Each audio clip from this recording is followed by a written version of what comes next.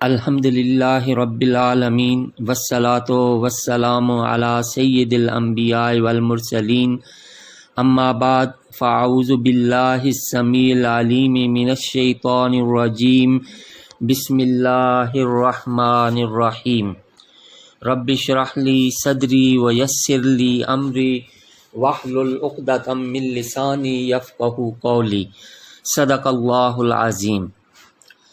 عزیز طلبہ و طالبات، آج ہم انشاءاللہ آیت مبارکہ 65 سے 67 تک کا ترجمہ و تفسیر پڑھنے کی سعادت حاصل کریں گے۔ جیسا کہ پچھلے سبق میں ہم نے پڑھا کہ آیت مبارکہ 60 سے 82 تک میں حضرت موسیٰ و حضرت خضر علیہم السلام کا قصہ بیان فرمایا گیا ہے۔ پچھلے سبق میں ہم اسی قصے سے متعلقہ آیات مبارکہ کا مطالعہ کر رہے تھے کہ حضرت موسیٰ علیہ السلام اپنے خادم یوشع بن نون کے ساتھ سفر جاری رکھتے ہوئے واپس اس مقررہ جگہ پہنچے جہاں سے مچھلی دریا میں راستہ بناتے ہوئے چلی گئی، تو وہاں فوجدا تو دونوں نے پایا عبدن ایک بندے کو من عبادنا ہمارے بندوں میں سے، آتیناہ دی تھی ہم نے اس کو رحمتن رحمت، من عندنا اپنے پاس سے، وعلمناہ اور سکھایا تھا ہم نے اس کو، من لدنا اپنے پاس سے، علم۔ جب وہ پہنچے فوجدا عبدا من عبادنا تو ہمارے بندوں میں سے ایک بندے کو پایا۔ قرآن کریم میں تو ان کا نام نہیں ملتا، لیکن احادیث مبارکہ سے آپ کا تعارف مل جاتا ہے۔ ضیاء القرآن میں حضرت جسٹس پیر محمد کرم شاہ الازہری رحمۃ اللہ علیہ کی وضاحت کا مختصر ذکر کروں گا کہ یہ بندہ حضرت خضر علیہ السلام تھے۔ ان کا نام بلیلہ بن ملکان ہے۔ جہاں یہ تشریف فرما ہوتے وہ جگہ سرسبز ہو جاتی، اس لیے آپ کو خضر کے لقب سے مشہور ہیں۔ ان کے نبی یا ولی ہونے اور ان کی زندگی اور وفات کے بارے میں علماء و مفسرین کی طویل ابحاث موجود ہیں۔ اس سلسلے میں حضرت جسٹس پیر محمد کرم شاہ الازہری مزید وضاحت میں حضرت مجدد الفسانی کے قول کو بیان کرتے ہوئے فرماتے ہیں کہ انہوں نے کشف میں حضرت خضر علیہ السلام سے ان کی زندگی اور وفات کے بارے میں پوچھا، تو حضرت خضر علیہ السلام نے جواب دیا کہ میں اور الیاس زندوں میں نہیں، لیکن اللہ تعالیٰ نے ہماری روحوں کو ایسی قوت بخشی ہے کہ ہم مجسم ہو کر زندوں والے کام کرتے ہیں، مثلا گمراہوں کی رہنمائی، مصیبت زدوں کی مدد اور علم لدنی کی تعلیم دینا وغیرہ۔ اللہ کے حکم سے یہ کام کرتے ہیں۔ اللہ تعالیٰ واللہ عالم، اللہ تعالیٰ باقی حقیقت کو خوب بہتر جانتا ہے، اس کے پاس دنیا و آخرت کی قوتیں ہیں۔ تو اس آیت مبارکہ میں فرمایا کہ وہ ہمارے ایسے بندے سے ملے، آتیناہ رحمتا من عندنا، جس کو ہم نے اپنی رحمت سے، اپنی طرف سے رحمت عطا کی ہوئی تھی۔ اللہ کا خاص کرم تھا ان پر، اور خاص علم سے اللہ تعالیٰ نے ان کو نوازا تھا۔ وعلمناہ من لدنا علما، علم لدنی ایسا علم جو عام بندوں کے پاس نہیں تھا، ایسا علم جو عام انسانی ادراک سے بالکل جدا تھا، نہ اس کے لیے غور و فکر کی زحمت کرنی پڑتی، نہ مقدمات کو مرتب کرنا پڑتا، بلکہ خود بخود عقدے کھلتے چلے جاتے ہیں، پردے اٹھتے جاتے ہیں، حقائق و مطالب کا انکشاف ہوتا جاتا ہے، اللہ تعالیٰ کی معرفت حاصل ہوتی جاتی ہے۔ اللہ تعالیٰ انہیں اپنا بندہ کہہ کر اپنی طرف نسبت کا شرف عطا کر رہے ہیں۔ اگلی آیت طیبہ میں ارشاد فرمایا، قال لہو، کہا اس کو موسیٰ، حضرت موسیٰ علیہ السلام نے، هل اتبعک، کیا میں پیروی کروں آپ کی، علی ان تعلمنی، کہ اس بات پر کہ آپ مجھے سکھائیں، مما علمت، اس میں سے جو سکھایا گیا ہے آپ کو، رشدہ سمجھ بوجھ۔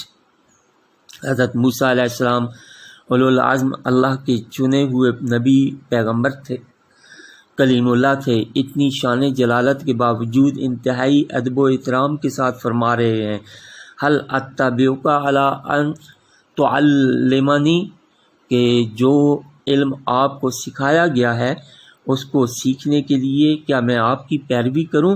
اس سے حضرت موسیٰ علیہ السلام کی عظمت کا پتہ چلتا ہے کہ کس قدر عاجزی آپ کے اندر تھی، کس قدر علم کی طلب کے کٹھن سفر کی مشقت کو صبر و تحمل کے ساتھ طے کیا، اور اپنے شاگرد سے بھی بار بار دہراتے رہے کہ میں ہمت نہیں ہاروں گا، جتنا بھی مجھے سفر کرنا پڑے، اور پھر حضرت خضر علیہ السلام کے پاس پہنچ کر انتہائی عاجزی کے ساتھ مزید علم سیکھنے کی اجازت مانگتے ہیں۔ اللہ کے پیغمبروں کی یہی شان ہوتی ہے کہ ان کے اندر ذرا برابر بھی تکبر نہیں ہوتا، اور اللہ تعالیٰ بھی متکبر انسان کو پسند نہیں کرتا۔ بد اخلاقی، بے ادبی اور تکبر علم کو ضائع کر دیتا ہے۔ جیسے حدیث مبارکہ سے ہمیں پتہ چلتا ہے کہ جو اللہ کے لیے عاجزی اختیار کرتا ہے اللہ تعالیٰ اسے بلندی سے نوازتا ہے۔ آپ نے علم کے حصول کے لیے بار بار تواضع اختیار کرنے، سکینت اختیار کرنے، صبر اور ٹھہراؤ اختیار کرنے کا حکم دیا، جلد بازی، بے صبرے پن سے منع فرمایا، کیونکہ جب تک سپردگی اور قربانی دینے کا جذبہ اور محنت و مشقت کا شوق نہیں ہوگا علم حاصل نہیں ہوگا۔ اس لیے حضرت موسیٰ علیہ السلام نے فرمایا مما علمت رشدا، جو اللہ نے آپ کو رشد دی ہے اس میں سے مجھے سکھائیے۔ علم تو موسیٰ علیہ السلام کے پاس تھا، کثیر تھا، لیکن رشد یعنی بھلائی اور حکمت کی مزید طلب تھی تاکہ علم کو عمل کی زینت حاصل ہو سکے۔ یہ ایسے ہی ہے جیسے کہ انسان کتابوں سے پڑھ کر علم تو بے تحاشا حاصل کر لیتا ہے، لیکن حکمت استاد سے اس کی اتباع میں، اس کی پیروی سے ملتی ہے۔ جو چیزوں کو گہرائی میں دیکھنے سمجھنے لگ جاتا ہے حقائق اس پر روشن ہو جاتے ہیں۔ اس لیے مرشد کو بھی ڈھونڈا جاتا ہے کہ وہ محض الفاظ کی حد تک ہی نہیں، روح تک کو اللہ اور اس کے رسول صلی اللہ علیہ وآلہ وسلم سے جوڑ دیتا ہے۔ اس لیے کامل مرشد کی تربیت کا طریقہ کار بھی منفرد ہوتا ہے۔ وہ صرف علم نہیں، علم کو اندر تک پہنچانے کے لیے ادب، سپردگی، صبر، مشقت، محنت کی بھی تربیت دیتا ہے، کیونکہ مرشد کامل کی نظر اپنی ذات پر نہیں بلکہ اللہ پر ہوتی ہے۔ پھر تزکیہ نفس کرواتے کرواتے خاص مقام تک پہنچانا، یہ وہ مرحلہ ہے جسے رشد کہتے ہیں۔ تزکیہ نفس میں بڑے کٹھن مراحل آتے ہیں، جیسے علم حاصل کرنے کے مراحل میں جد و جہد کرنی پڑتی ہے، ویسے روحانی تزکیے کے لیے بھی کرنی پڑتی ہے۔ جیسے کتابی علم کے حصول کے لیے استاد کا اپنے مضمون پر عبور ہونا اور دیگر صفات سے متصف ہونا ضروری ہے، ایسے ہی روحانی تزکیہ کرنے والے مرشد کا بھی صاحب علم و معرفت، صاحب تقوی، صاحب اخلاص، صاحب حکمت و بصیرت، صاحب ہدایت و ارشاد ہونا ضروری ہے، اور دیگر صفات جو اس سلسلے میں ضروری ہیں ان سے متصف ہو، تاکہ ظاہر و باطن کی تربیت کر کے اللہ سے جوڑ دے۔ اللہ تعالیٰ سے ہمیشہ اپنے لیے خیر و بھلائی کی دعا مانگتے رہنا چاہیے۔ رب زدنی علما، یا اللہ مجھے مزید عطا فرما اور صحبت صالحین عطا فرما تاکہ مزید میں تیری معرفت حاصل کر سکوں۔ اگلی آیت مبارکہ میں ارشاد فرمایا، قال، اس نے کہا، انکا، بے شک تو لن تستطیع، ہرگز نہ تو استطاعت رکھے گا، معی صبرا، میرے ساتھ صبر کی۔ جب حضرت موسیٰ علیہ السلام نے رشد سیکھنے اور علم کی گہرائی میں جا کر حقائق کو جاننے اور سمجھنے کے لیے حضرت خضر علیہ السلام سے اجازت مانگی تو انہوں نے کہا کہ آپ میرے ساتھ صبر نہیں کر سکیں گے۔ اب یہاں وہ معاذ اللہ حضرت موسیٰ علیہ السلام کی کسی کمی یا عیب کا ذکر نہیں کر رہے تھے، بلکہ وضاحت کر رہے تھے کہ وکیفا، اور کس طرح، تصبرو، تم صبر کر سکتے ہو، علی ما لم تحط، اس پر جو کہ نہیں تم نے احاطہ کیا، بہی خبرا، اس کا پوری معرفت کے ساتھ، پوری سمجھ سے۔ آپ وَكَيْفَ تَصْبِرُ عَلَى مَا لَمْ تُحِطْ، کیسے صبر کریں گے اور کر بھی کیسے سکتے ان باتوں پر جن کو آپ احاطہ نہیں کر سکتے، اچھی طرح جانتے نہیں۔ جب تک گہرائی میں ان باتوں کی سمجھ نہ ہو اس معاملے پر صبر نہیں کر سکتے۔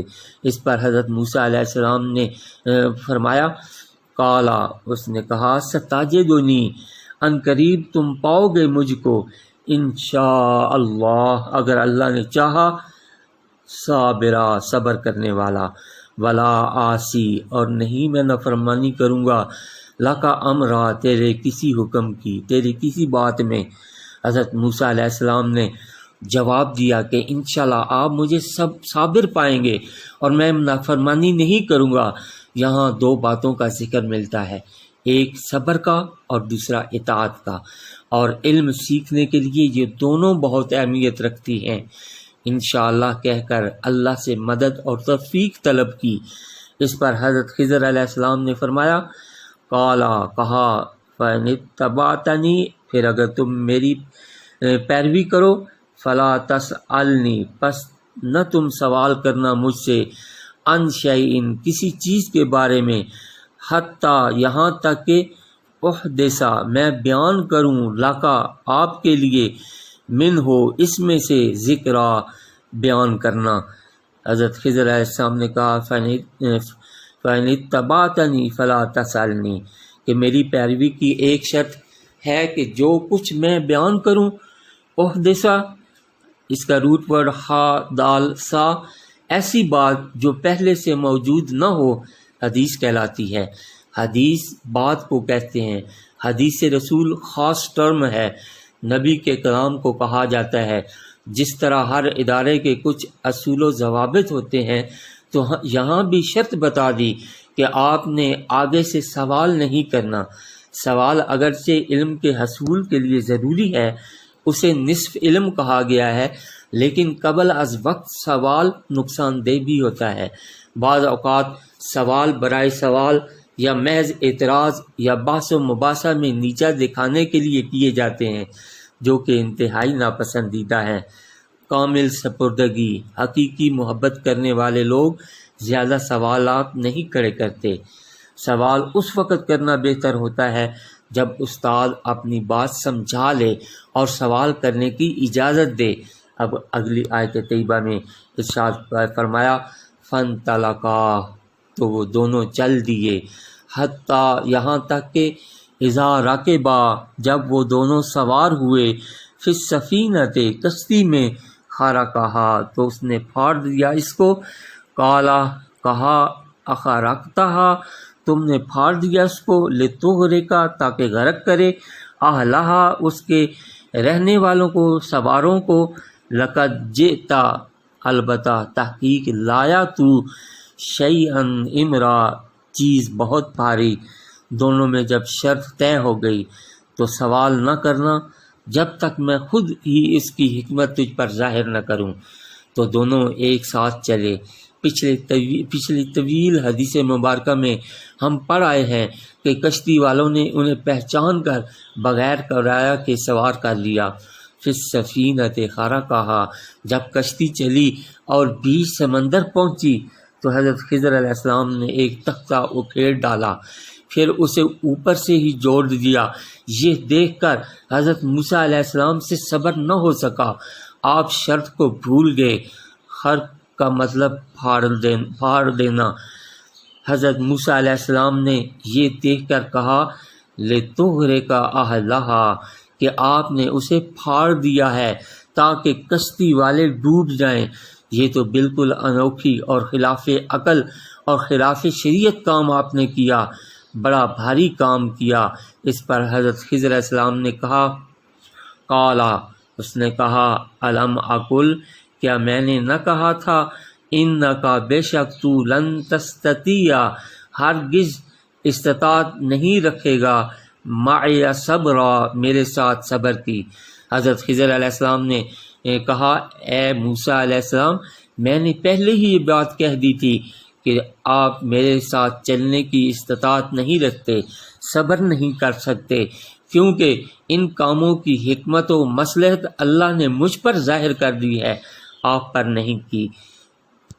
قالا، کہا، لا تؤاخذنی، نہ آپ مواخذہ کیجئے میرا، نہ پکڑیے مجھ کو، بما، ساتھ اس کے جو نسیتو، میں بھول جاؤں، ولا، اور نہ ترہقنی، آپ مجھ پر چھا جائیے، من امری، میرے معاملے میں سے، اسرا، تنگی کے ساتھ، سختی کے ساتھ۔